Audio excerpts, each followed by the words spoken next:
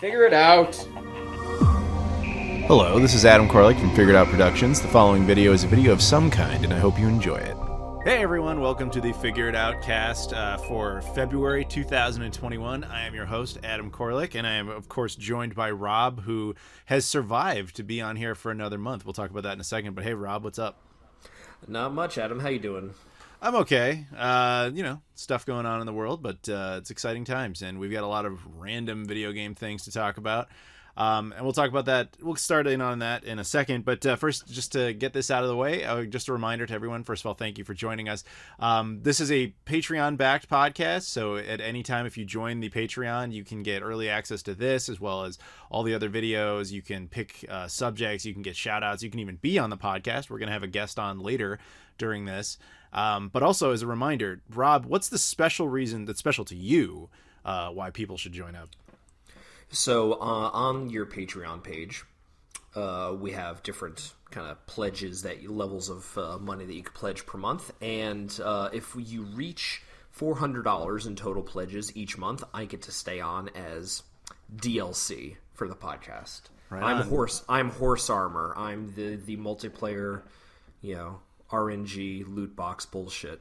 Yeah, he is. You all know and love. Rob is the downloadable content for this downloadable content. But anyway, so thank you. He survives, and so we always appreciate support because you never know when anybody might drop out. So anybody joining in is always great as well. But enough of that. Let's go ahead and get started with the subjects. Now, we're going to do a couple of mini subjects here because they're basically things I want to acknowledge. But I will say in both cases, I will probably do separate videos. So there's not really any great need to talk about them much, but I wanted to just put them out there and to get a little bit of Rob's thoughts. Now, the first one on that list is, Rob, are you familiar with all these Atomic Wave conversions that have been popping up?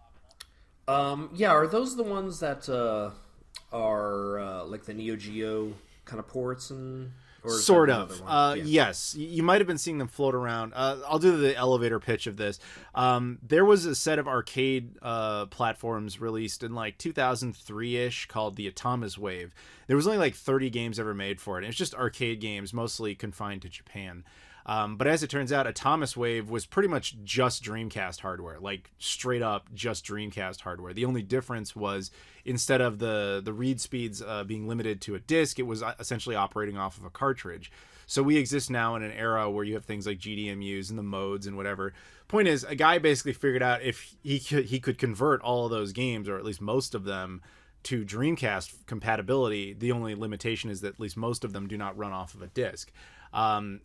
So I have most of them at this point. They're actually a lot of fun. They're not. It's not even really fair to call them ports because I mean, like they were straight up essentially were built for Dreamcast hardware. So it's basically entirely new Dreamcast games. And I will probably do a video on this soon. But people have been asking like, why haven't you talked about it? And I was like, that's why. Because you talked about it. Yeah, exactly. Like I want to spend more time on it, but at the same time, like the project is still ongoing, and every once in a while they still patch like a game and they realize there's a bug. And like I would kind of rather wait until it's more settled than to just be like, hey guys, it's news, so let's click on it. No. And the other one is lately there's been a slew of new fan-patched games for the Dreamcast that specifically are about language issues, or conversions, I should say. Actually, if you go into my Discord, there is a Keep Dreaming channel in there. And in there, we have a couple of guys who make a lot of Dreamcast conversions and they upgrade them and so on. One guy, his name is Derek, giving him a shout out here. He's basically been like the guy who all of a sudden has been translating tons of Japanese exclusive Dreamcast games into English. And at the time we're recording this, he just converted Taxi 2 Les Jeux, which was a French exclusive Dreamcast game that he just converted into English. And you can acquire them in the Discord if you want to check them out. So there's been a lot of random energy for Dreamcast games lately, and I love it. I think it's great. And shout out to Xenocider, brand new Dreamcast game. I'm going to do a video on that. That just dropped, but that's an independent game. Anyway, any thoughts on any of that before we move on? No, I think it's cool. I've never really gotten into the Dreamcast import scene because of the language barrier of some of the stuff. Aside from your random shoot 'em ups here or there. So it is intriguing to me, if you're able to kind of do these fan patch versions on on a mode or some other equivalent that you can load them. That would be very cool. I'd probably be all on board. Yeah. Yeah, in fact, I mean, those were Dreamcast games to begin with, so they actually can run off of discs. So basically, Derek tried to explain this to me, but essentially he found a more efficient method for language conversion, and so that's why he's kind of popping these out somewhat quickly. Oh, okay. And as a result, since they are just Dreamcast discs to begin with, I mean, if you really wanted to, you could burn them to an actual Dreamcast, at least to a CDR, and play them on original hardware that way. Personally, I would still stick with the mode or the GDMU, but it's basically just opening the door to a ton of Dreamcast games that we never really got to try. He said he's less interested in things like date sims or whatever, because they're obviously very text intensive, but certain games, that were done is, done out of passion for that particular franchise or the concept. And there's actually a surprisingly high number of them converted now that just don't get much attention. So again, I'm thinking about kind of deep diving into that in a separate video, but there you go, guys. That's a sense of kind of what's on my mind. So with all that out of the way, yeah, exactly. Thank you, Rob. With all that out of the way, let's get on to the actual first subject. Now, we have kind of an interesting episode here because aside from those little mini subjects and then the eventual shout outs, every episode or every subject this month was actually selected by Patreon backers. So Rob and I had really no input on what we were going to talk about today. So well, it's Rob. I still don't know what we're talking about today. Yeah, I didn't want Rob to know. That was the only element that I thought would be kind of interesting, is if Rob legitimately had no idea what we were going to be talking about today. But anyway, so with that in mind, again, you can be someone who chooses a subject for us at any time of your choosing. Link in the description. The first one up comes from Julian Espinoza. Now, Julian Espinoza has now become a little superstar in my Discord. He comes in, he hangs out all the time, and he almost joined us on this episode, but then he decided to not ultimately do that in favor of just having us talk about this one particular subject. But okay, Rob, the subject is, and I thought this was kind of an interesting question because it's not usually the type of thing we talk about, but I think it's somewhat within the ballpark of things we should talk about, especially with you. The question is, he asked, is the streaming bubble about to pop? And what he means by that, and I assume you already know, but to explain to everyone else, is we live in a world now where most people get their movies and their television from streaming services, whether it be Netflix, Disney Plus, Hulu, what have you.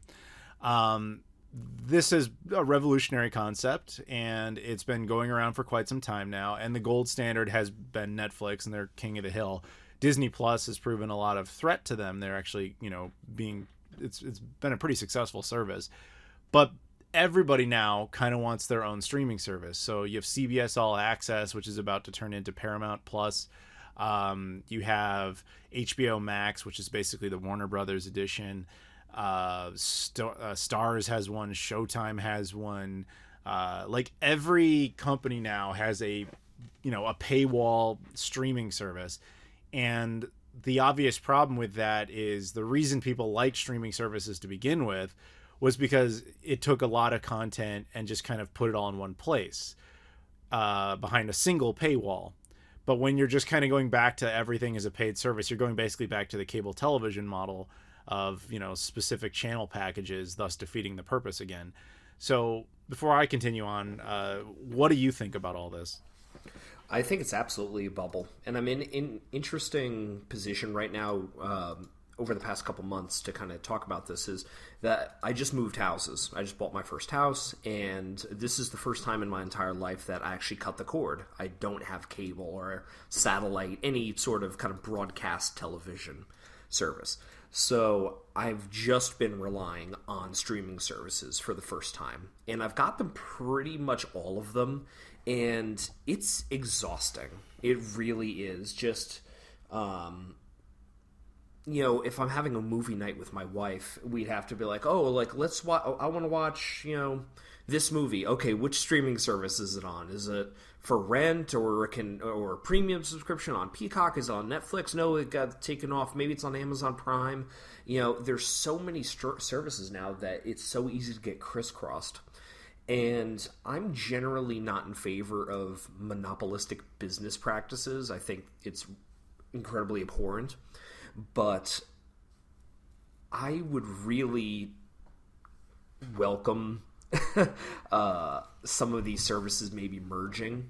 I think one of the only reasons I still have Hulu, for instance, is because I bundle it with Disney Plus. And because I really wanted Disney Plus, and I know I would get a lot of use out of that. And for like an extra, like $3-4 a month, you can get Hulu with it. And I'm like, and it comes with ESPN, right? Yeah, it comes with ESPN. And I think Disney just announced that they're doing a mature another kind of widget in their app, because they've got like the Disney ones. They have Nat Geo. They've got the ESPN app. Obviously they have Hulu, and I think they're adding more mature content under its own kind of little subsection under the Disney Plus umbrella, kind of all included in that price. So I like that. That's the only reason that I have Hulu, is because I have Disney Plus, and it was such a good deal. I hope that if there is a bubble about to burst for streaming services, that some of these companies might look at each other and say, hey, you know what, we all stand to lose a ton of money if like this bubble bursts and people just start unsubscribing from all these services, because these things are worth millions, sometimes billions of dollars in terms of licensing rights and content and contracts that they have for original programming. So I would hope that maybe a service like, I don't know, Peacock or something might look at Paramount and be like, hey, you know what if we kind of bundle our services together, in order to stay afloat. That does create kind of a monopoly, but in the same way that I don't mind Disney taking over things like 20th Century Fox and Sony, like movie franchises like Spider-Man is, because I think the quality might be better, and it's just more convenient for the product for me. That's kind of where I'm at. Yeah, it's kind of one of those I have no idea what they're going to do scenarios, because like you don't want to be the last one to not have a streaming service. In fact, I'm going to put it out there. Does Sony even have one anymore? Like, they got rid of PlayStation View, so doesn't their content still just mostly end up on Netflix? I think, well, I know on like PlayStation Store and stuff, you could rent and buy movies still, but I don't know if they have like a set like video streaming. Well, that's what I'm saying. Like, for those who may not be aware, because I know this is more of a game thing, Sony doesn't just make PlayStation. Obviously, they actually are one of the like the 5 major film studios is actually Sony Pictures. So they have like their own television and and film division. So the other ones being Disney, Universal, Paramount, Warner Brothers, and then Sony. Like, that's it. There used to be Fox, but they don't exist anymore. Now Disney absorbed them. So it's really just those 5. Now, Paramount, their parent company, I think, goes all the way up to Viacom, has CBS All Access, which, again, is about to become Paramount Plus. Disney, which incorporated Fox, has Disney Plus. What did I say? Warner Brothers, which is a subsidiary of AT&T, of all companies, has HBO Max. And Universal has Peacock. But Sony, I know they had PlayStation View. That was their streaming service, but it doesn't exist anymore. So I legitimately don't even know if they have one. Not that it really matters, but where I'm kind of going with that is I feel like they're at least kind of licensing their stuff out to other people, and I give them some props for that. But you also don't want to be in this position where you just are like CBS All Access is doing terrible numbers. HBO Max is doing kind of better. That's why they did that thing where they blew it all up and said all our major movies are going to start coming out on this like exclusively, which nobody within the industry liked that announcement. So this is like a giant mess that is existing with all these companies where they have to figure out what to do. And I can kind of see their side of it, though. If you are Disney, for example, if you have complete and total control of your platform, then you don't have to split licensing or any sort of funding with, say, Netflix. And I think that was the real thing, is like people are like, why am I still paying Netflix? Like, I'm perfectly capable of having my own streaming service.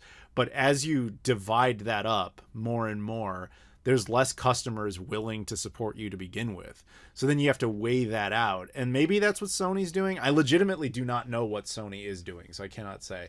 But maybe that's where they're going with, like, the infrastructure and the effort of advertising our own platform does not necessarily outweigh the idea of just profit sharing with someone like Netflix or even with the other streaming services. Again, I don't know what Sony's doing, but yeah, I did a cursory Google search, just where to watch Amazing Spider-Man kind of thing, just one of the kind of the Sony produced things, and all of kind of the Sony produced Spider-Man movies are spread across either a pay per rental or download services, or places like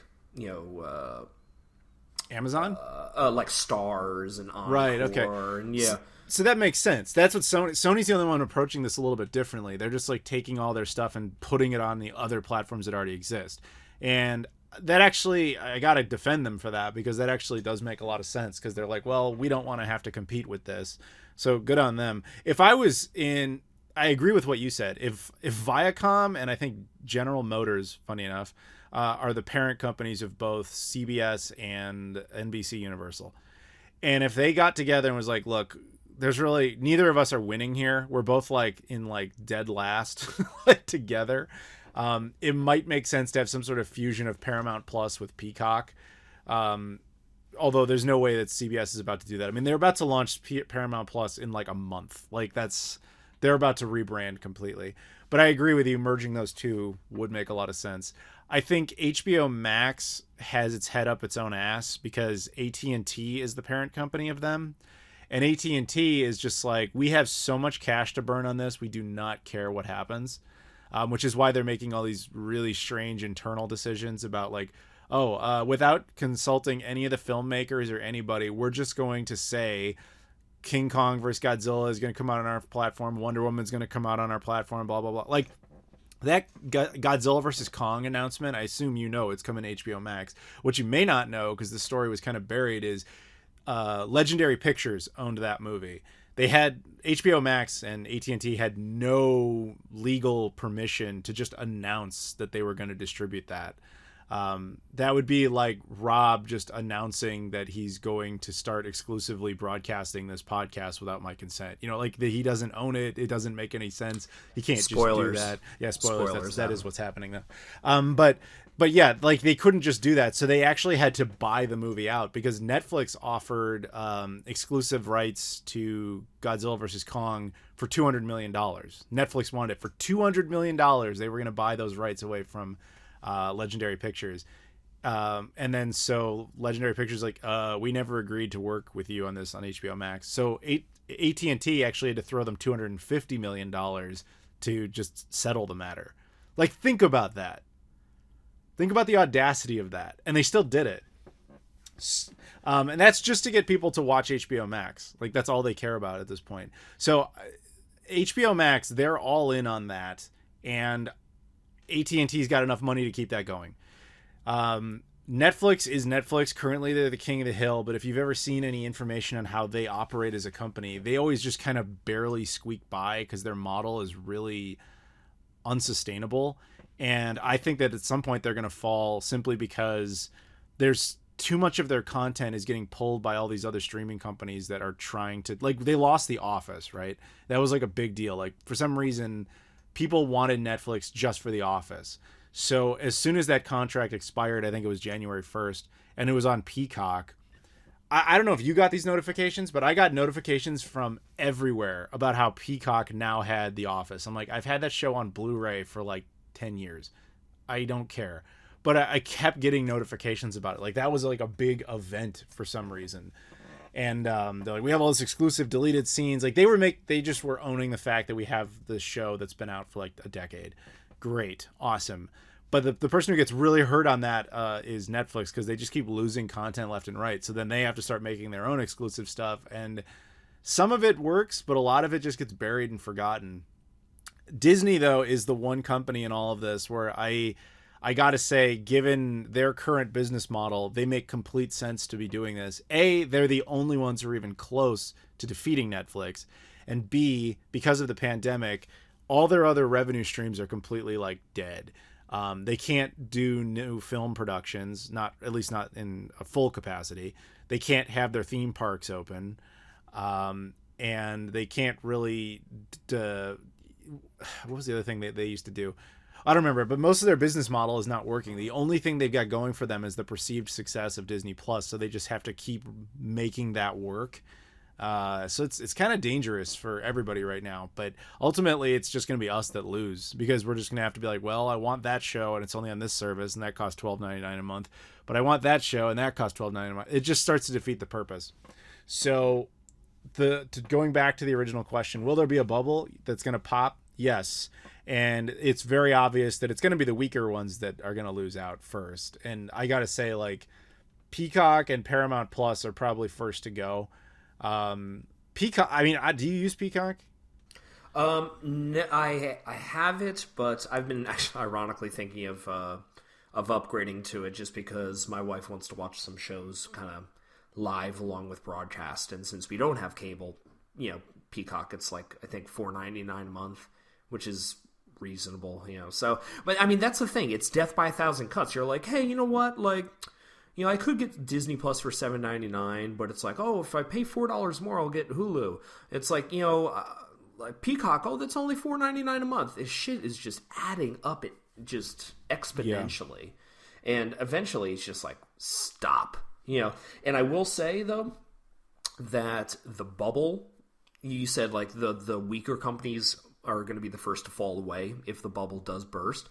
I would not be surprised if, seeing as people are becoming more and more disenchanted with Netflix because they're losing all these licenses to other services, and their focus on almost strictly original content now, which is very hit or miss, and then them raising the price every year just without people kind of realizing it. It's you're being boiled alive kind of thing by Netflix. And I think eventually there's going to kind of become this flashpoint that, Netflix is just going to become unsustainable because it has nothing that people want in terms of a pop culture thing, aside from like Friends or whatever. Well, until Microsoft buys them, of course. Until Microsoft buys them, yeah. And then it's just, it's game over. So I don't know. Netflix could be, on the chopping block eventually, which is shocking to say because they are, at the top now. I got two things to say about that. One is where I was going with the Peacock question is I have Peacock, premium, whatever that middle one is, because there's like the free version, there's the premium, and then there's like the supreme one where you pay like $15 a month. The only reason I have premium is because at my mother's house, the internet service there is Xfinity, which is subsidiary again of Comcast and all that. So you just get premium for free. That's the only reason I have that. But it's in that Hulu category where it's like, oh, cool, you have a lot of content that I am actually somewhat interested in. But even though it's a paid service, there's commercials on it. Yeah. At least Hulu, there's the adless version for their. Well, that's the same with service. Peacock. There is an adless version. It's just much more expensive. But what I don't get, and I would understand ads if it was the free version. I'm totally on board with you on that. It's the middle part where it's like you are paying for it, and there's ads. Why? But I don't like that. But anyway, so that's the type of thing where I'm like, well, that has no chance. Like, why in the world would you watch a show there when you can watch, you can watch it on, like, say, even CBS All Access and Paramount Plus don't do that to you. Like, CBS has ads. Really? Yeah, I watched Star Trek Discovery and Picard and stuff, and yeah, there are ads in it. It's even not the paid version. Yes. Okay, then never mind. I withdraw that. So that's, again, Netflix and Disney Plus, the only ones that are really getting this right. It's like, dude, if I'm paying you, don't put ads in my face. Like, just don't. Like, that's the whole point. But that I could definitely see some of these guys like merge or just have to come up with deals. And the second point I was going to make is I kind of joked about Microsoft buying Netflix, but now that I think about it, I think they would. I think they would totally do that. To have some sort of, like, to just add that to their catalog of things and just add it to the overall package of anything Xbox related. Like, oh yeah, you have Xbox, you get Netflix for free, whatever. Who even cares anymore? Yeah. That's of course if they were like, financially struggling. I'm not suggesting this is about to happen anytime soon, but hey man, if I was Netflix and I was thinking like, we don't make enough content to possibly sustain this much longer. They have, I mean, look it up for yourselves. They have a very dangerous business model. And as they lose more and more content, it's going to get harder to sustain it. I wouldn't be surprised. Is that it's strange that we live in that world where I would not be even the slightest bit surprised if we got a notification all of a sudden that Microsoft just announced they're buying Netflix? Yeah. Yeah, see, you believe it too. Anyway, so do you have anything else to say on this? No, that's about it. Okay. All right. Well, cool. Thank you very much to Julian Espinoza for that. And we'll move on to our next subject, which comes to us from Leafy Poo. You remember Leafy Poo. Trying to forget him. That's not nice. What's wrong with you? Well, Leafy Poo is much nicer than you are, Rob, because he actually gave you a choice. He wanted to pick a subject, but he couldn't quite narrow it down, so he picked. There was 2 options. All right. Now, you ready? Okay. And what's funny about this is they have... these are not even in the same ballpark of discussion, so I don't really know why he narrowed it down to these, but here's choice number 1. All that GameStop stock madness that's been going on lately, or the Sony PocketStation. The Sony PocketStation. Right? Like, those two have nothing to do with each other, not even remotely close, and he was like, either one.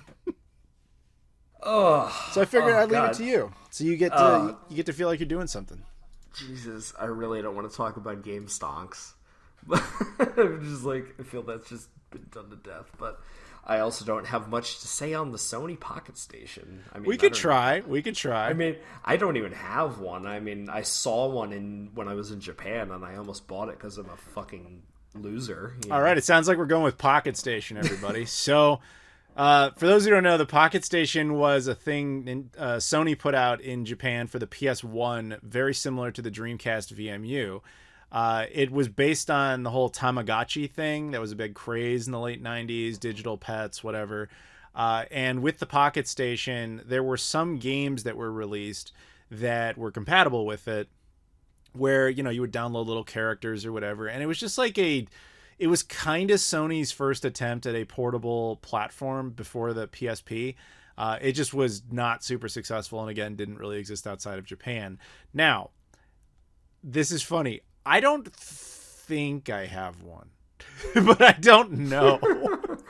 I honestly don't remember. And the reason I'm not sure is one year when I was at AVGC in your neck of the woods, I was guesting at the convention, and I was just hanging around, and then, you know, every once in a while people come over, they say, hey, they come to your table, whatever, talk to you.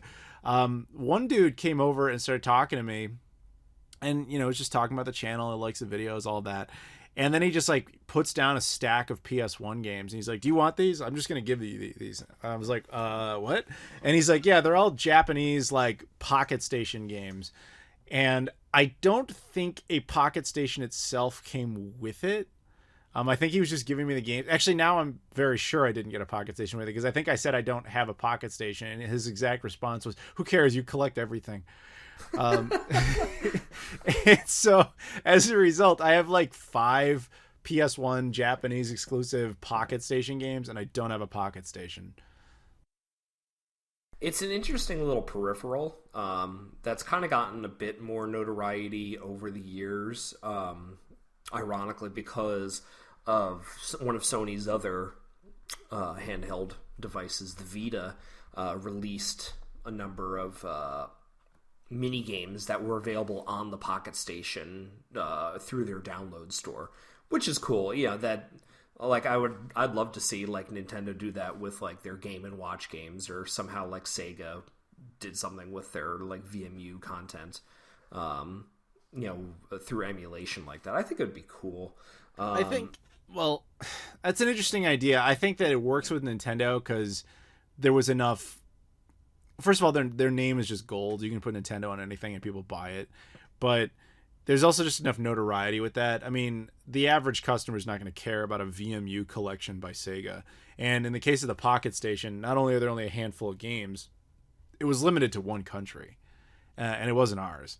So, well, you know, the interesting thing about the PocketStation was that it was compatible with like a number of, like, a lot of RPGs used it. Like, I think Final Fantasy 7 or 8 used it, and Saga Frontier did. And their localized versions that were released in Europe and America did have the PocketStation functionality, but they didn't end up releasing it here. Yeah, that's interesting. See, that would have been cool just to get additional benefits out of it. But yeah, without it, it's just one of those things where it's just like that extra port on the bottom of the NES where you're like, they never really used it, but they gave themselves the option. And there's some code in there that would support it hypothetically. It's the same type of thing with the PocketStation. Like, yeah, they built it into some games. Had they released it, great. They didn't. But I could have actually seen a PocketStation collection come out in Japan. That would have possibly worked. But like a wide release here. PocketStation Micro. PocketStation Micro. hey, Sega gave us the Game Gear Micro. Never knock it. Yeah, it could happen. But yeah, I honestly, it would be interesting to see what other kind of potential you would have with that, because the Dreamcast would be the next best example of that, because it does have the VMU in it, but the little difference there in what you can do versus what you could do on a PocketStation is probably limited, because at least on the Dreamcast, the screen was in the controller. So for example, these are the common examples people point out with the Dreamcast, but like if you're playing the Resident Evil games, they'll show you your health status on the screen without ever having to pause the game. Or if you're playing like, one of the NFL games, they'll show you the play you're going to do on the little screen instead of on the television. So if you're playing against somebody, they can't see what you're going to do. That type of thing. But with the PocketStation, it was still built into the console itself. So it's probably not going to do much. Then maybe there would have been some weird scenarios, like say Metal Gear Solid, when why can't I think of Psycho Mantis? Sorry. When Psycho Mantis is trying to read your mind as it is, he's checking the memory card. Oh, you have a PocketStation. He just makes it beep or something. Like whatever it could even do. There would have been maybe some games that could have broke the fourth wall and used it that way. But in overall, it would have been the same type of little gimmicky thing that didn't really pan out and didn't really do anything. It would just been kind of like icing on the cake. Like how some early Xbox One games could take advantage of the Kinect in just bizarre ways, like Rise, Son of Rome, where you could like yell at it and then the character would just have like his army throw stuff, even though it didn't really work all that well. But neat that they tried, and I think that the PocketStation maybe could have been that, but I don't know its exact reason for not coming out here, but I would have to assume it's because the whole Tamagotchi thing was like dead by the time it came out. And I think the Dreamcast was already out by that point. It was definitely out in Japan, but I don't know if it was out here yet. And maybe it would have just been perceived as like Sony's weak attempt at keeping the PS1 alive or something. I don't really know what their motivation was, but all the same, we never got it, and we never will. I had to satiate my curiosity. Apparently, to answer the one question I did have about the PocketStation, yes, you can run Doom on it. I take it back. Bring it in. Let's import it. Let's get it. There's a version, and I am looking on eBay right now. It's like I might have to buy you one or buy myself one, because like you can get them for like $30. Like that's just for your hand for giggles. For giggles, and just like to put on the shelf for your handheld recap. Oh yeah. I don't think that would get its own thing, because it's like reviewing a memory card. It's just which I have done, but yeah. Well, anyway, do you have anything else to say on the PocketStation? I just want to say thank you to Leafy Poo for giving us a subject that I never thought we would discuss. Yeah, I gotta admit, I did not think we were going to go with that. That's why it was kind of funny. I thought we were going to talk about the GameStop thing. But I agree with you, like, everyone has talked about that. Like, that's on front page news on major outlets. Like, you don't need our opinion on that. So, like, yeah, exactly. Yeah. Anyway, so thank you very much to Leafy Poo. Moving on, our next subject comes from Connor Wright, and he just wanted to talk about something just kind of, more personal, not so much news or history or anything like that. Well, it's kind of our history. Just a simple question. What was the most impactful gaming memory you have as a kid? And while I give you a second to kind of think about that, I kind of have one for myself. And I've told it before, but basically it had to have been 1991. I'm pretty sure it was 91. And I remember going to my cousin's house, and we would go there on like Thanksgiving and certain holidays and so on. And I remember going into their basement, and we would all hang out down there, and they're playing a Super Nintendo. I had never seen anything like that. I think I had seen an NES at that point, but I had never played a video game. And so I'm sitting there like watching them play the first level of like Super Mario World, and I was just like blown away by what I'm looking at. And eventually they could just kind of tell that I clearly wanted to check it out.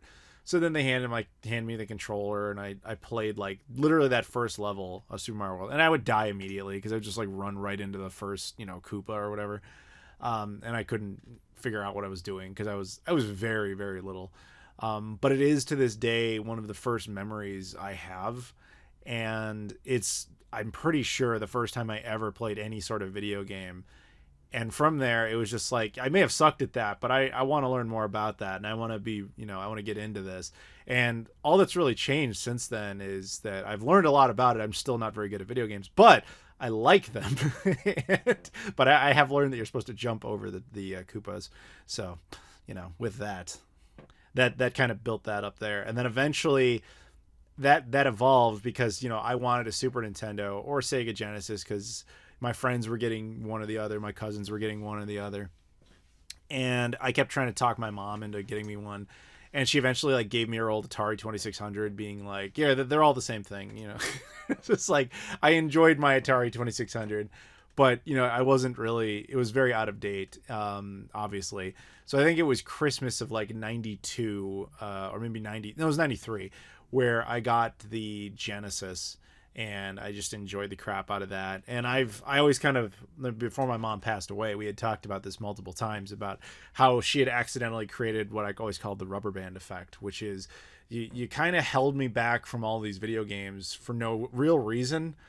And like just kept pulling that further and further back. And by the time, it was released, it just exploded with so much force that now I'm like, I talk about video games for a living.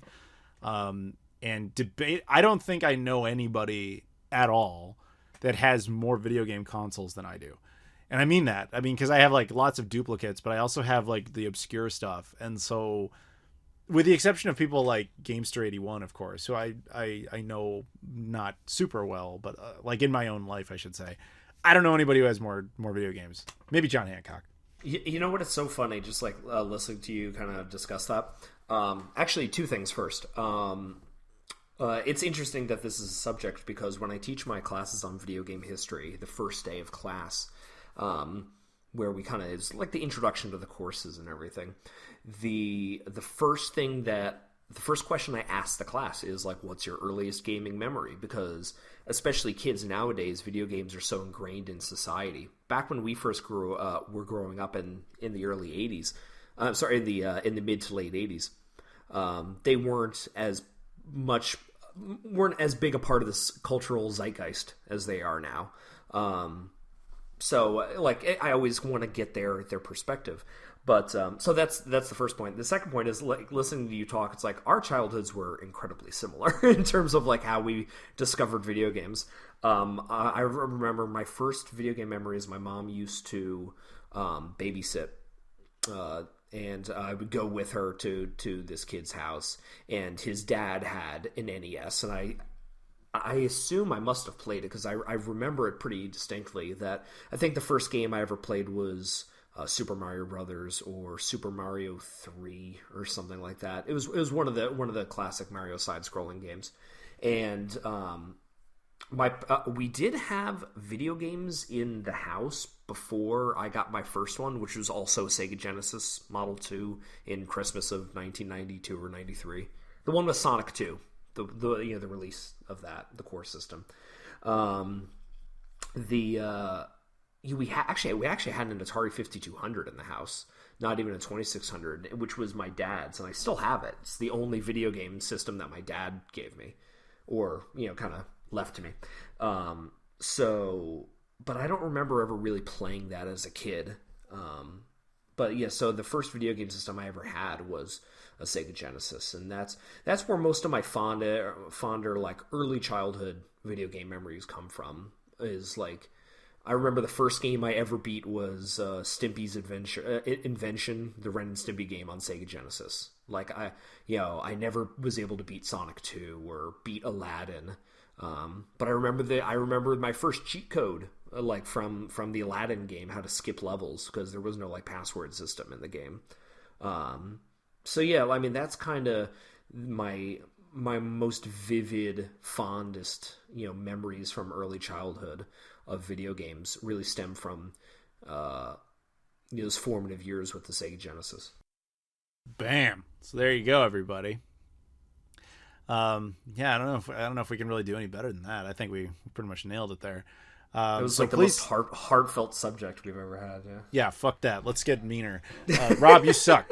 No, everybody in the comments, by all means, please leave us some of your earliest memories on stuff. That's always kind of a fascinating thing to hear about. So appreciate it. Thank you very much to Connor for letting us do that on your behalf. And now we will move on. We have a quick round of shout outs here. Now, just as a reminder, shout outs are obviously for Patreon backers. It's a very specific tier. And again, you can pick subjects. You can get early access to this or all videos on the channel. You can be a shout out, or as you're going to see soon, we're going to have another guest and you could be that person. You can be on this podcast with us. But our shout outs, we've got Eduardo Cruz, Michael Kelly, Luis Bonilla, Joseph Tamburino, and Trey Wagner. Once again, that's Eduardo Cruz, Michael Kelly, Luis Bonilla, Joseph Tamburino, and Trey Wagner. Thank you very much, everybody. So now we're going to move on, and we're going to bring in our homeboy from the United Arab Emirates, Abdullah. What up, man? Welcome back. Hey, how are you? I hope that you're well.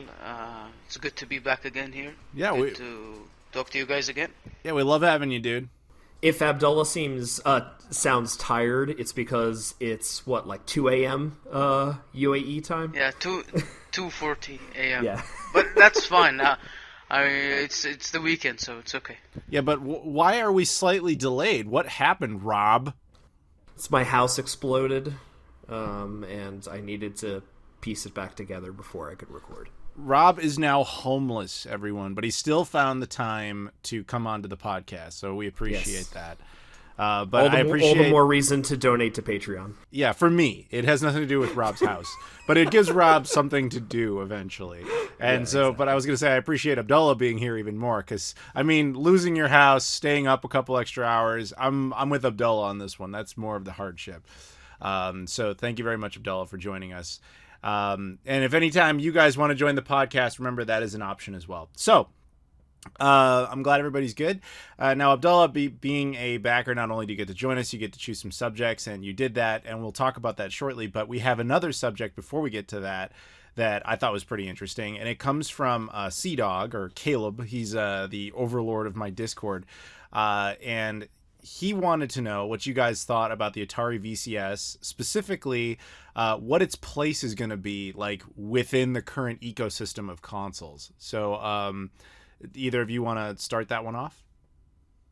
Yeah, I'll kick it off. So the Atari VCS, just a little background information, was I guess it's the Atari Corporation. Like, it's not the same one that we all know and love from the 70s, 80s, and 90s.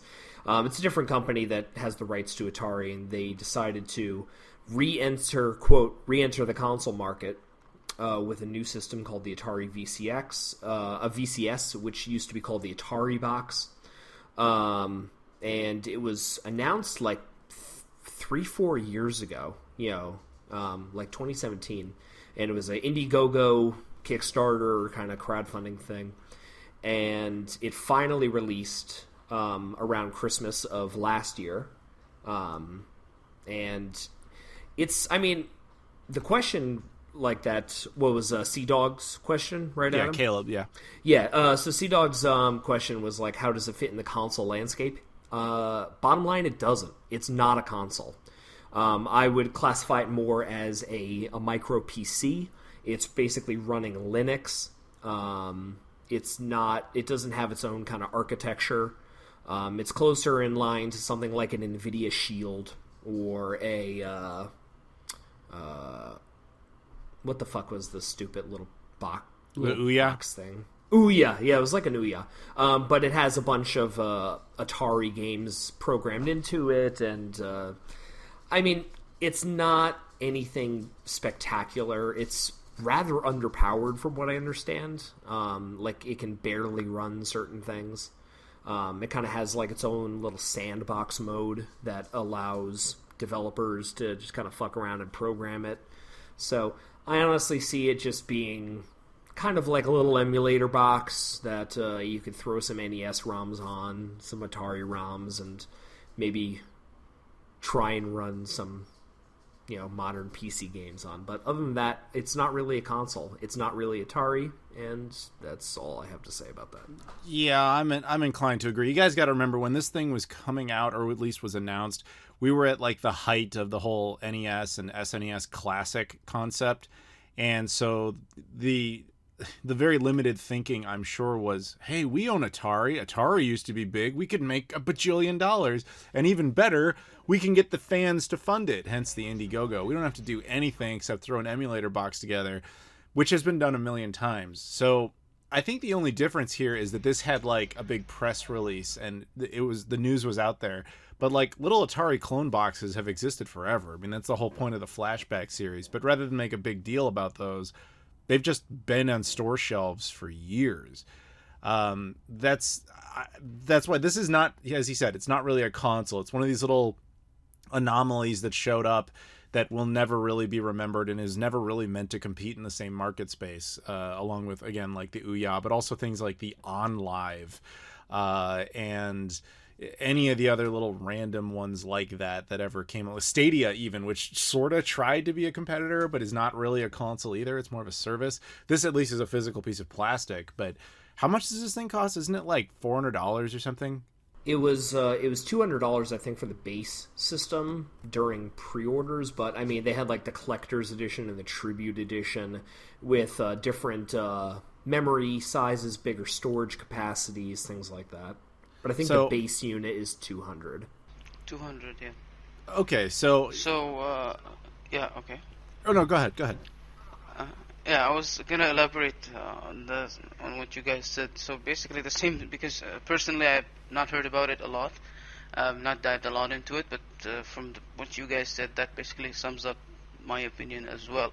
It's falls in line with, the I think it's something that's been ongoing in the recent years, tribute to older consoles. It falls in line with that perfectly. And I think it's considered as mainstream as like the PlayStation 5 or something like that. Just a couple things to your point, Abdullah. I think what Atari, the company that is releasing this, not the original Atari, but this new version of Atari, I think they were capitalizing on some of the publicity that this thing was going to get from companies like BuzzFeed or CNN, where with this clickbait tagline, Atari's back and releasing a new console, and without most people really knowing that Atari hasn't been around anymore. It's just a name from a faceless corporation releasing a micro PC, just masquerading as an Atari console. So there's that. But I actually had a question for you, Abdullah. So you've always kind of provided eye-opening comparisons to our gaming market in the States by living in the UAE. Is there any nostalgia for Atari, that second generation of consoles, in television? We have the Intellivision Amico also maybe coming out this year. Is there any interest in the VCS or these kind of nostalgia grab consoles in the Middle East? Okay, very interesting question. First, you mentioned the Amico. This is actually very interesting. So in 2019, I was there was a convention here. It was called Insomnia. And so there I got to meet one of the people in charge of the Amico, and they actually had the logo in Arabic, which was interesting. But okay, so considering the second generation consoles, when it comes to myself, I hear a lot of my parents, they happen to know about the Atari, and they would talk about basically the Atari 2600 with the joystick. That's what they talk about. At least that's what that's what they told me they remember. But you don't see, to me, from all of the people I've met, there doesn't seem to be a lot of nostalgia for those, because there's sort of other factor that you have to account is, let's say, the common knowledge of people about consoles, and basically our video games being mainstream here was not as well. It took time until it got mainstream here, so that's why I don't see a lot of people here being nostalgic about second generation. It would usually be fourth generation and forward. Excellent. Yeah, no, that answers the question. Like, you always said that kind of the video game phenomenon in your area of the world is kind of a more recent thing. You know, it maybe doesn't go. Yeah, relatively recent. Yeah. So I could see like why this thing might, just be dead on arrival. In certain places in the world. Yeah, in a way, but there are lots of things. For example, old computers. What was it called? Like a Commodore 64 or the... Yeah, such thing. I'm not really sure. I'm not really aware of it. Do you have a computer here? It's we call it Sakhar. It's MSX, I think. I'm not really familiar with computers. Yeah, the MSX. Yeah, that's probably one of the most famous things that's very old to a lot of the people here, and that's something that a lot of people here would know about. But as I told you, we got mainstream with video games relatively recently. Okay. Any other thoughts, Adam? Or no, I think we've pretty much hit this on point. We expect this thing to just be a little obscure footnote. Hopefully the people who have it are actually kind of entertained by what it is, but I wouldn't expect anything beyond that. If you got this, just wanting it on the face value of like, hey, I can play my Atari 2600 games on a modern television with this, and you're content with that, great. All we're saying is it's not going to compete with other platforms. It really wasn't the best way to go about playing those type of games. But it's arguable that it wasn't really made for guys like us. It was just kind of made for that surface level nostalgia factor.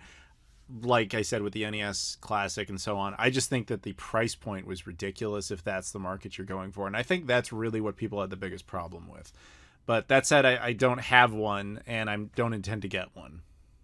If it was like $100, I mean, I'm a big Atari fan. I love collecting for the various systems, and I love that company's history. If it was like $100, I might bite on it, just to have not to use it, but just to kind of have it as a little curiosity, just like, oh, it's a technically an Atari release, in the year 2020, sure, by technicality. The price is actually very high. I was going to mention that point. $200 is, at least to me, and I believe you guys as well, is way too much. Oh yeah, for that thing, absolutely. Yeah. It's not like the At Games flashback consoles that have been releasing every year for the past 20 years that you can get at, Walmart for $20. Like that's a nice nostalgia grab. This is like some weird thing that it doesn't know where it wants to sit. It doesn't know if it wants to be like a kind of a low-end gaming PC running Linux, or if it wants to be this nostalgia thing for boomers to play Centipede on. I legitimately believe the goal with this was look at the success of the NES Classic and so on. We can appeal to the exact same market. We own Atari, which in their mind was still kind of a big deal. Yes, I think it's an interesting approach to say we're going to appeal more to boomers as opposed to, say, Gen X and millennials.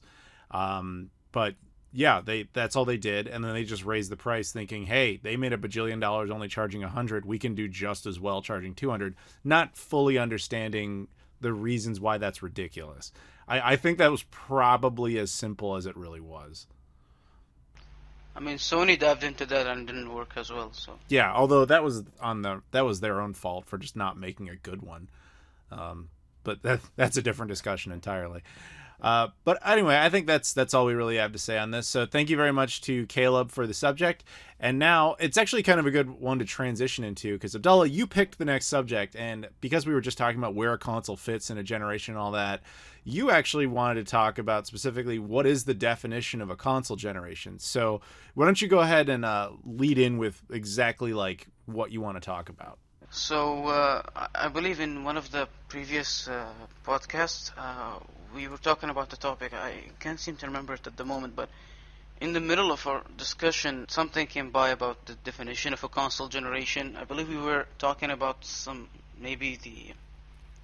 I don't really quite remember what we were talking about exactly. There was a specific console. However, from that point on until now, I was thinking of what would really define a video game console generation, and what is it exactly? Is it technology? Is it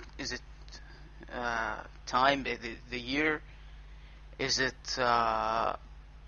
is it related to any mains or one of the big manufacturers? And it seems to have taken. I mean, you cannot find, as far as I believe, or as far as my knowledge about video game history is, there doesn't seem to be one thing consistent about this, as far as I know, that defines a console generation. I mean, what do you guys have to say about that? I'm really interested to know. Right. So I actually get this question a lot, because one thing I've noticed over the years is I make videos on all these different consoles throughout the different generations, and you will inevitably get people who say, well, in my opinion, this console isn't in that generation. The thing is, with that definition, the way I've always seen it is, based on what I've read, is that generations are essentially defined by, I'm going to say, basically three things. One is the technology. Now, that's the most obvious one. People tend to gravitate towards that the quickest. They say, like, at least in the most simplistic of ways, it's like, oh, well, the PlayStation was 32 bits, whereas Super Nintendo was only 16 bits. So there you go. There's your generation difference. That's obviously very, very watered down, but that is one part of the massive definition that people tend to look at it.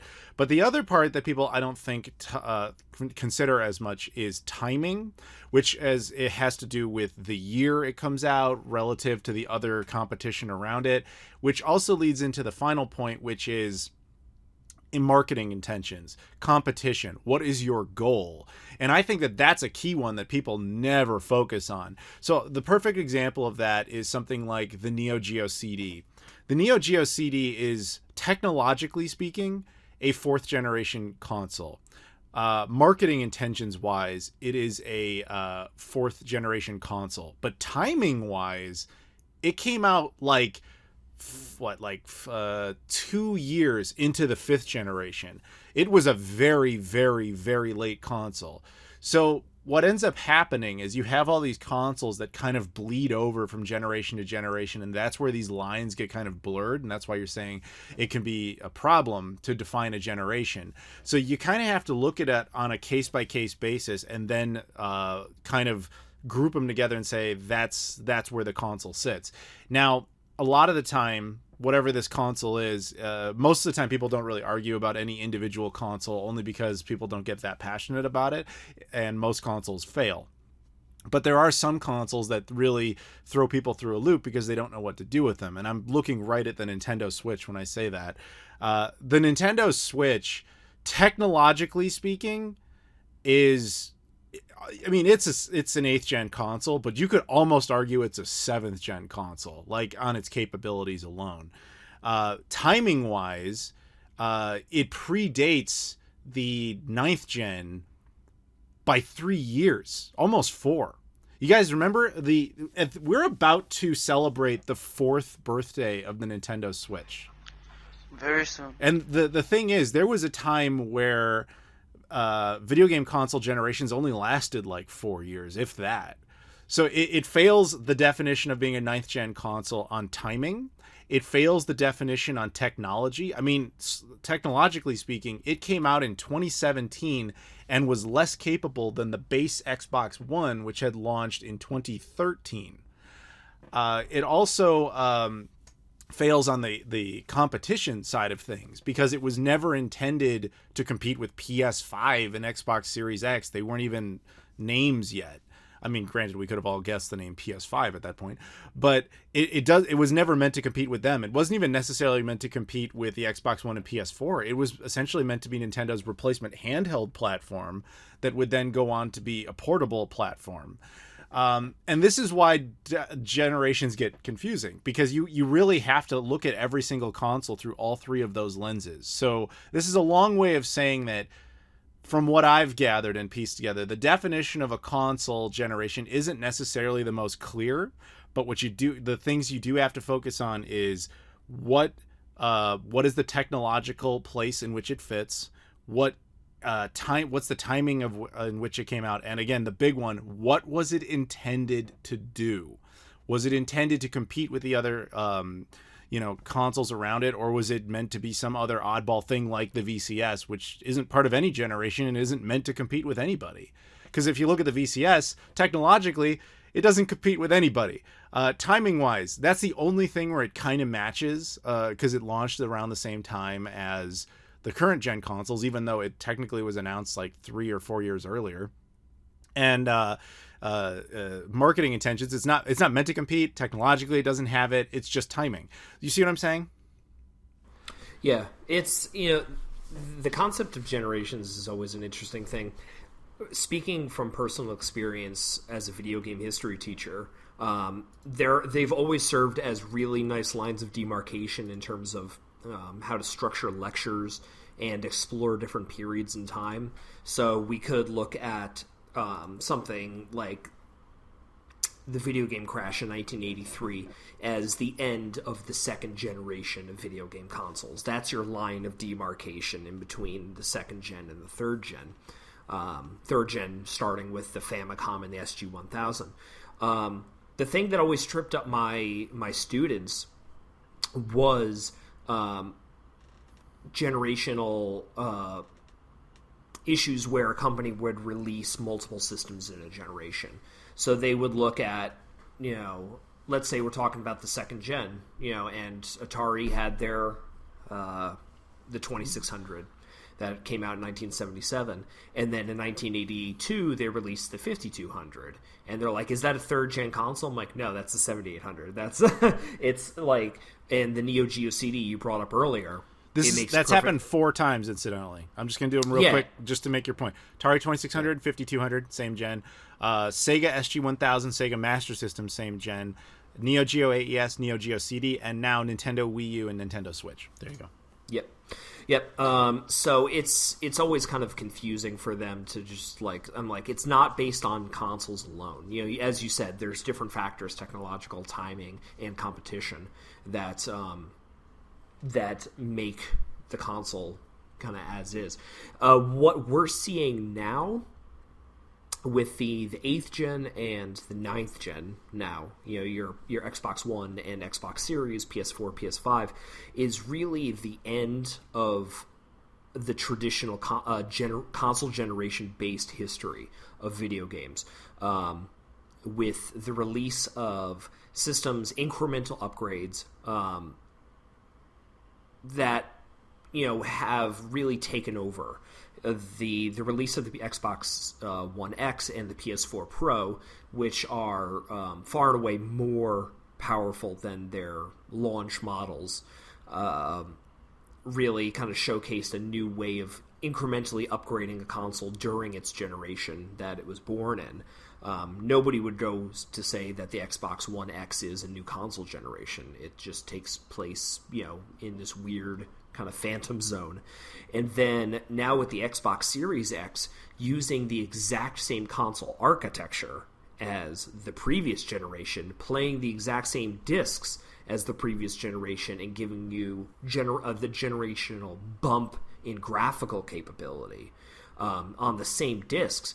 It basically, like what Microsoft is aiming to do with the release of the Xbox Series X and their shift towards a service-based console in the Xbox Game Pass xCloud streaming frame of mind, is the end of your traditional video game console generations, where the lines, which have already been kind of blurry since the very beginning, your lines of demarcation being blurry, is going to be even blurrier going forward with incremental upgrades and consoles that are almost identical, but in terms of the way they look, the way they perform, the architecture that the games use, the games that are played on these consoles themselves, that's going to be an interesting thing, that maybe we are entering a period where generations are no longer going to be a applicable means of describing an era in video game history.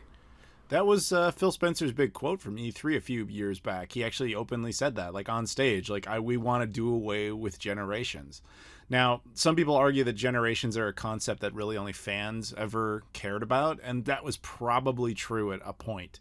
And it just kind of existed because you needed to start drawing borders so that at least people knew what they were in for. And it's also good for marketing. At least it was at a different era. But yeah, I mean, as you said, now they're intentionally trying to make those lines blurrier and make it look more like a different model of just perpetual upgrades like one would with their phone. Yeah, and we're guilty of that wanting for that generational divide. It's Adam, you got an Xbox Series X, as did I. I'm not sure, Abdullah, if you did as well. But I mean, Series X. Yeah, I have both now. So Congrats. I mean, I can't speak to the PS5 because I haven't messed around with it. But I was like kind of bummed out when the Series X came out, and I went to plug it in. I was so excited to it's booting up a new video game console generation for the first time. That's always something that I'm sure Adam and Abdullah have experienced, and kind of booting up, and it's like, oh, all the same games are here.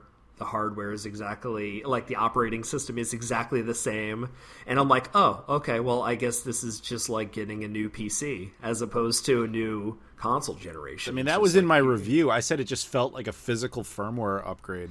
Yeah, that's a great way of putting it. That's a very, very interesting point which you mentioned, and I think from both of your answers it seems clear that the concept of a video game generation is not something that's going to fit for what's going on in the future. I mean, as far as which you guys have clearly elaborated on, and I wanted just to comment on what you said here, and I had the same feeling even with the PS5 when I hooked it up with my friend.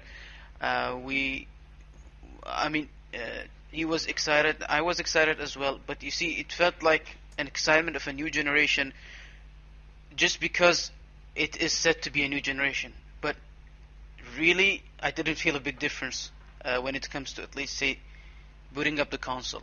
It just felt that, okay, it has the name of a new generation, so I have to be excited as a result. But honestly, it didn't feel very exciting. Much exactly what you guys have said. It seems that this definition of a generation is no longer there, and I think there should be another alternative way to categorize video game consoles right now. Yeah, I mean, we were kind of talking mostly about the Xbox earlier, just in terms of the operating system being exactly the same. Sony has a bit more of a higher ground footing with the PS5. At least the controller is markedly different than the previous two generations. But in terms of the operating system and how the system feels, you could argue that this the operating system of the PS5 is still based off of the PlayStation Portable's operating system. It's still, which went to the PS3, then the PS4, and then now the PS5. It still kind of feels the same. Technically, it's the PSX that created that. Oh, really? I've never Japanese played with one. So PS2 DVD hard drive thing. The XMB that the PS3 used actually came from that. Oh, I did not know that. Well, now you do. Yeah, the first time we saw this in the States was on the PSP. So yeah. Yep. So I want to make a point about this because it kind of sounds like we're waffling a little bit. I started off by saying that consoles, that there is a definition, and it's annoying to me when people say it's a matter of your opinion. And now it sounds like we're coming back around to it being an opinion. I stand by what I said before, but here's how I want to say this, because there is no crystal clear definition of a console generation, yet there are crystal clear understandings of which console go into each generation. And as I said, you have to evaluate each console after the fact and basically recognize it. And so I'm going to put this into an analogy here. I'm going to ask you guys both a question, and it's going to seem completely random, but I want you to both answer it, and trust me, I'm going somewhere with this. Would either of you deny that Italy is a country? No. And unfortunately, I have to chime in here. Abdullah will not be answering, but he would have said no. His internet completely crapped out, but he was going to say no to my strange question, which is good.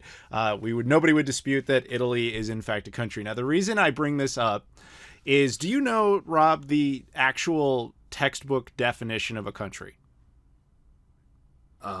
There are a number of textbooks. No, there is a textbook. It's very specific, and I'm going to read it to you.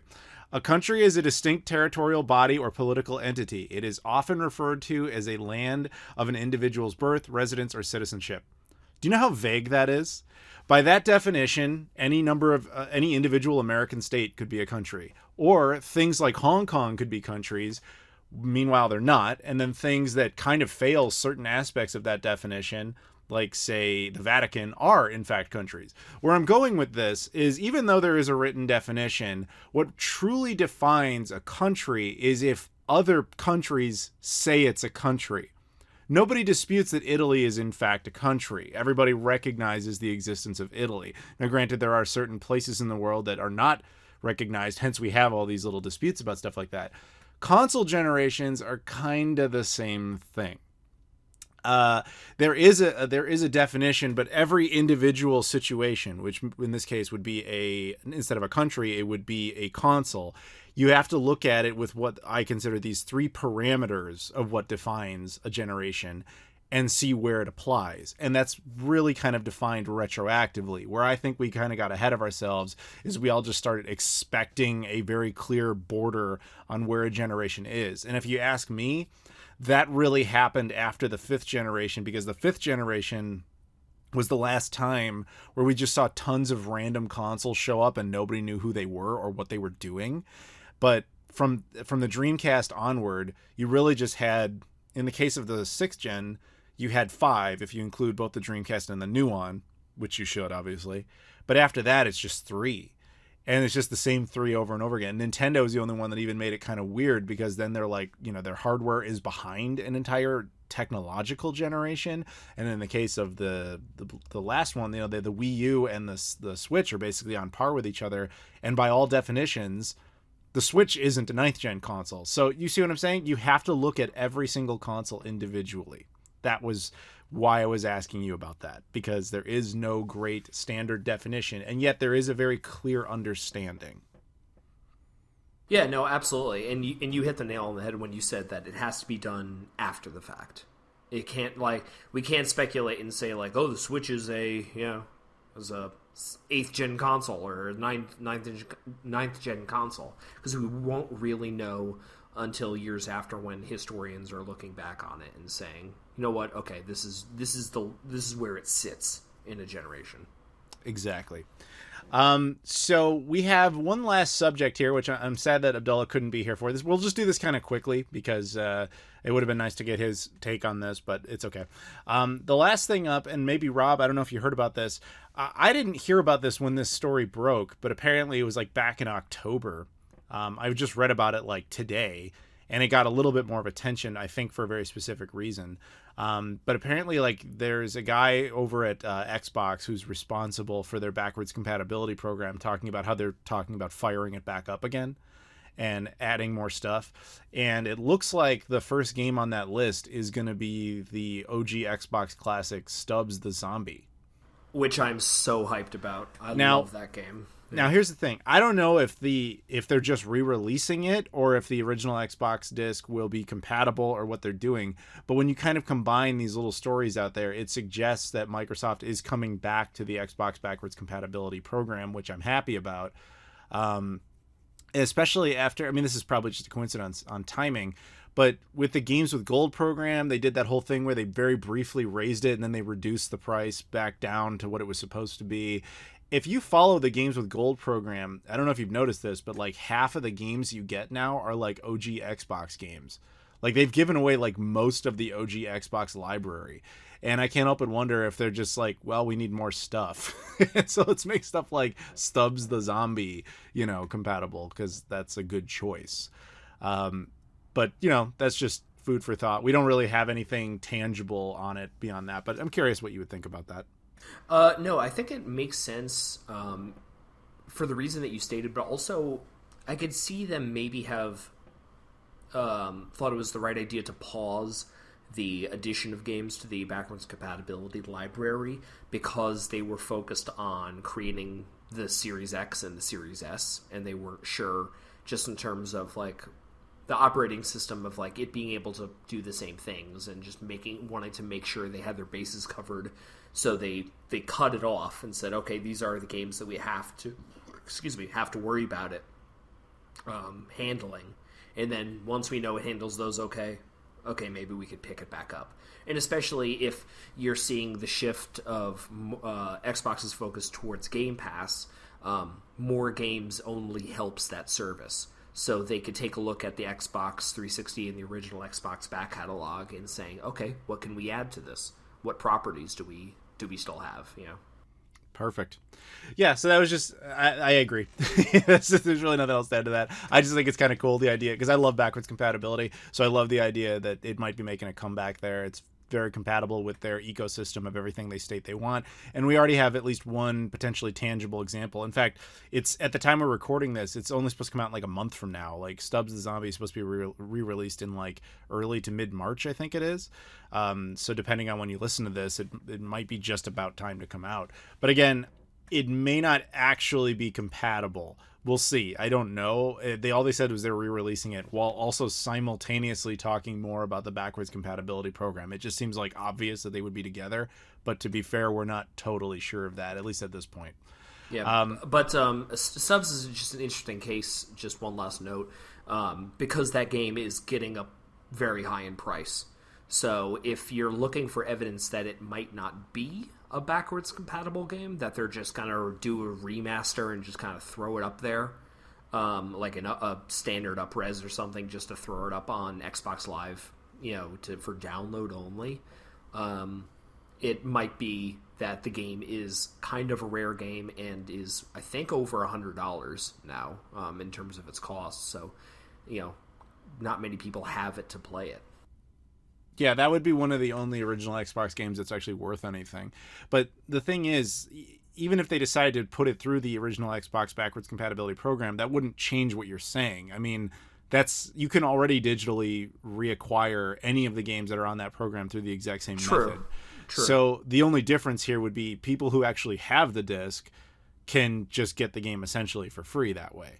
And the question is whether or not they will do that, or if they decide to approach it in some other way. I mean, the choice is, do they take the OG Xbox version and emulate it, which is option A, and is proven to work, or option B is they go back into the source code and actually like rebuild it essentially for the Xbox Series X and I guess Xbox One. I honestly don't know which one they chose. Based on the expediency of the announcement relative to when they intend to release it, I would assume that means it's emulated and it's going to be the OG Xbox version.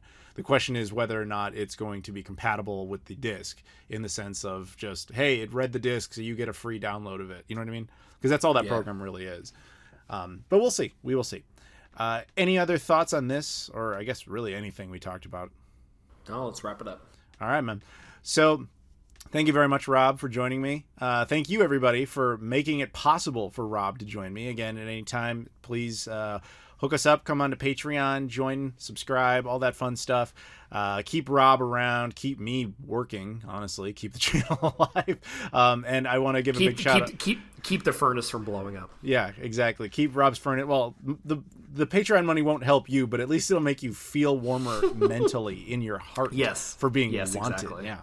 But I do want to thank the Patreon backers, not only the ones who, subscribe just to subscribe or listen early and all that stuff, but also the people who are directly responsible here. We've got, once again, the round of shout outs to Eduardo Cruz, Michael Kelly, Luis Bonilla, Joseph Tamburino, and Trey Wagner, as well as those who pick subjects like Caleb Bravo, Connor Wright, Leafy Poo, Julian Espinoza, and of course Abdullah, who actually, joined us. Granted, he had internet problems and had to bail part of the way through, but he was here. So press F. Yeah, I know. We'll press F to pay respects to Abdullah, but he'll be back. Anyway, so thank you very much to everybody. Please like, comment, subscribe, share this around. We always appreciate that. Follow us on all social media stuff. Mine's all in the description. Rob, where can people find you? You can find me on Instagram at Grappadora_gaming. There you go. Follow Rob. Anyway, thank you very much, and we'll see you all later. Peace.